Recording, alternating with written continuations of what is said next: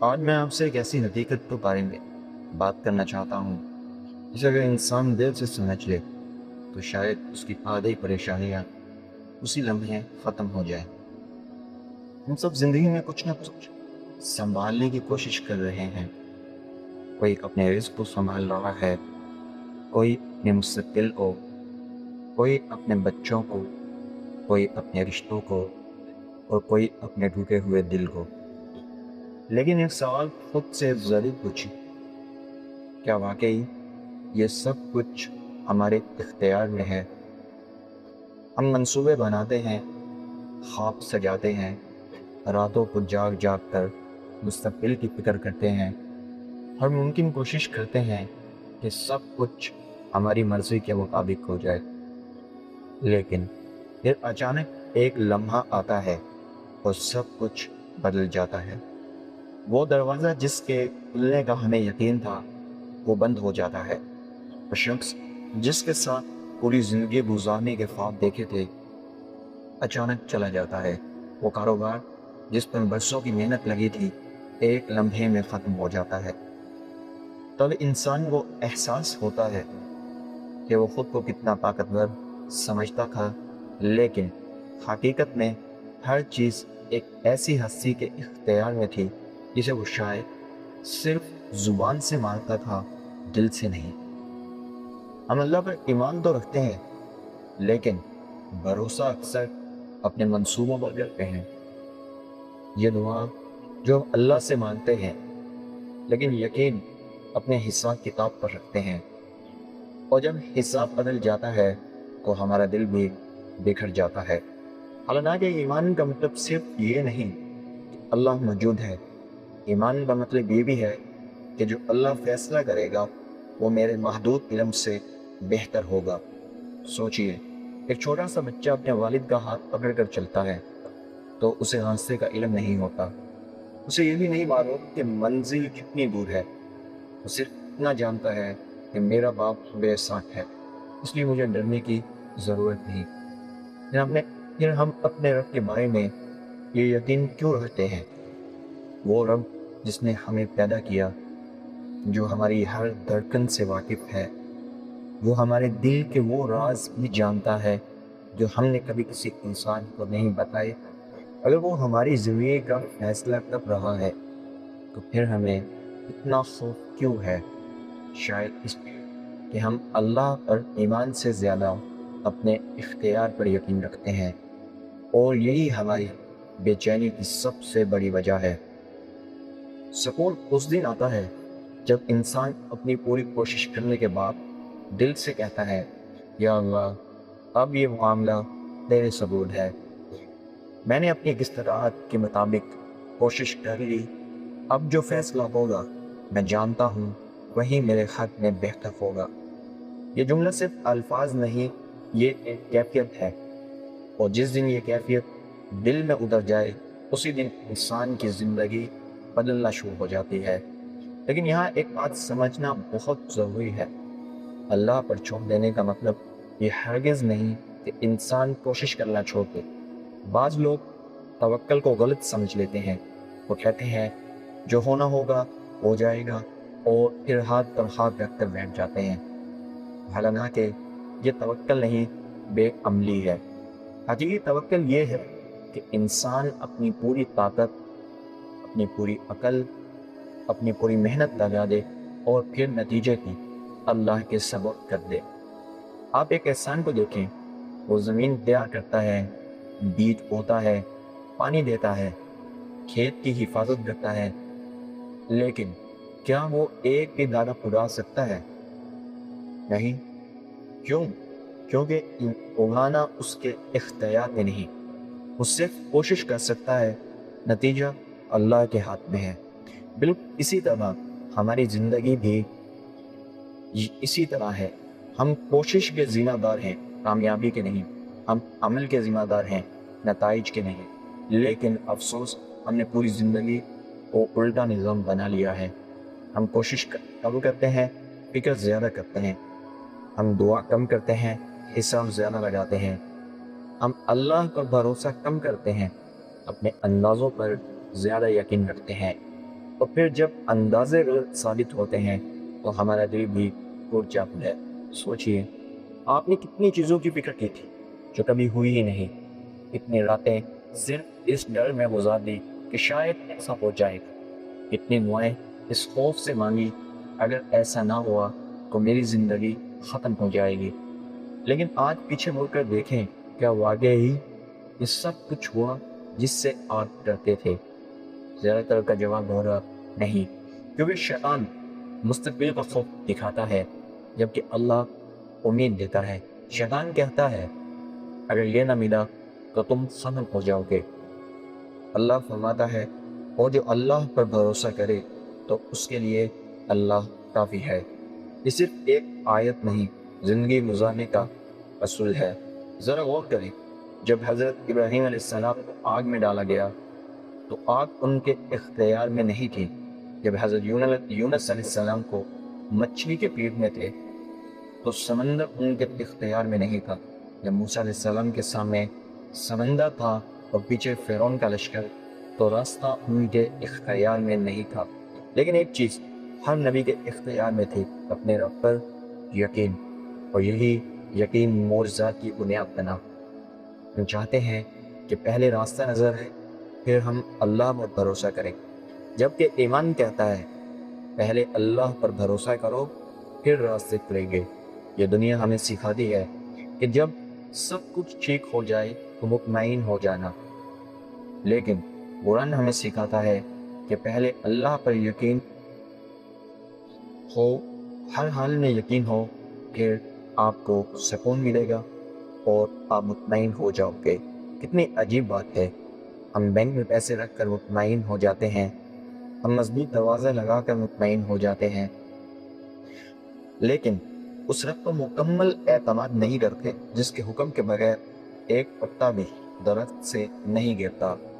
ہمیں ڈر لگتا ہے کہ اگر فلاں شخص چھوڑ گیا تو میرا کیا ہوگا، اگر نوکری چلی گئی تو میرا کیا ہو، لیکن کبھی یہ کیوں نہیں سوچتے کہ جس اللہ نے آج تک ہمیں سنبھالا ہے کیا وہ آئینہ نہیں سنبھال سکتا؟ جس نے ہمیں اس وقت رزق دیا جب ہم ماں کے پیٹ میں تھے، جہاں نہ ہمارے ہاتھ تھے نہ ہماری محنت، وہ آج ہمیں بھول جائے گا؟ ناممکن۔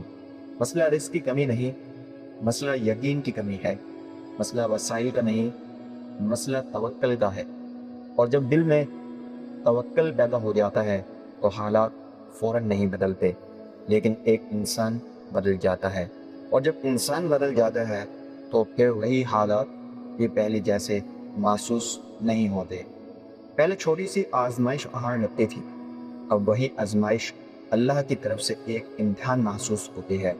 پہلے ہر بندہ دروازہ نا امیدی دیتا تھا، اب وہی بندہ دروازہ یہ احساس دلاتا ہے کہ شاید میرے لیے اس سے بہتر دروازہ کھولنے والا ہے۔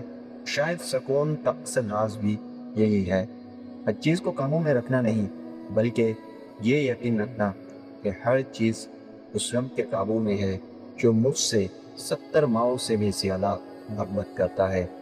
اس لیے اگر آج آپ کسی ایسی پریشانی میں ہیں جس کا عمل آپ کو نظر نہیں آ رہا، اگر آپ مسلسل کوشش کر کے تھک چکے ہیں، اگر آپ کی دعاؤں کا جواب ابھی تک ویسا نہیں آیا جیسا آپ چاہتے تھے، تو ایک لمحے کے لیے رک جائیے، اپنا ہاتھ اپنے دل پر رکھیے اور پورے یقین کے ساتھ کہیے یا اللہ، میں نے اپنی پوری کوشش کر لی ہے، اب آپ یہ معاملہ خود دیکھیے، مجھے اپنے فیصلے پر راضی کر دے، کیونکہ میں جانتا ہوں کہ تیرا ہر فیصلہ میرے حق میں بہتر ہے، چاہے آج میری سمجھ میں آئے یا نہ آئے۔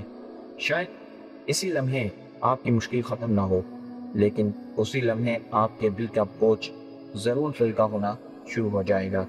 اور کبھی کبھی اللہ سب سے پہلے حالات نہیں بدلتا، وہ پہلے دل بدلتا ہے، کیونکہ جب دل بدل جاتا ہے تو انسان ہر حال میں اپنے رب کی رحمت دیکھنا شروع کر دیتا ہے۔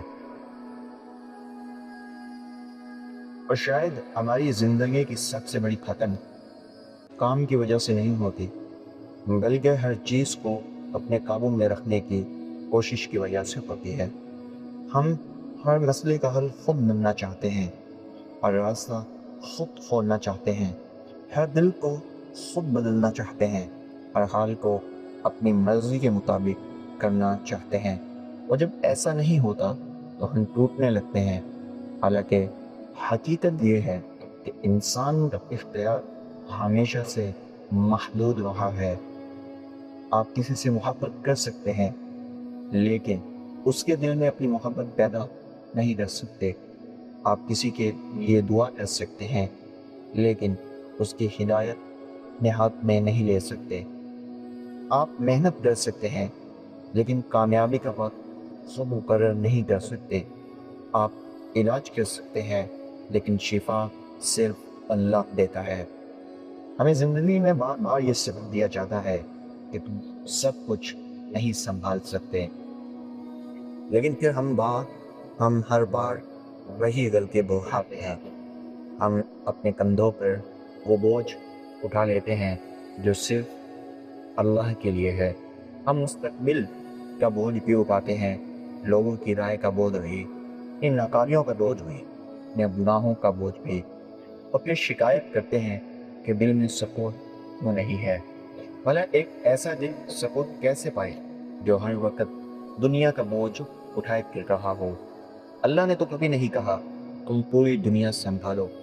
اللہ نے صرف یہ فرمایا میری طرف لوٹاؤ۔ کتنی عجیب بات ہے، جب ایک چھوٹا بچہ تھک جاتا ہے تو وہ اپنے ماں کی گود میں آ جاتا ہے۔ وہ یہ نہیں سوچتا کہ اب مجھے خود ہی سب کچھ کرنا ہے، وہ جانتا ہے کہ اب میں محفوظ ہوں۔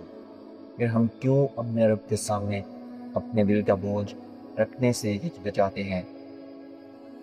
ہم لوگوں کو اپنی کہانی سناتے ہیں، ہم دنیا سے ہمدردی مانگتے ہیں، ہم ہر دروازے پر دستک دیتے ہیں، لیکن جس رب نے فرمایا مجھ سے مانگو تمہاری دعا قبول کروں گا، اس کے سامنے دل کھولنے میں دیر کرتے ہیں۔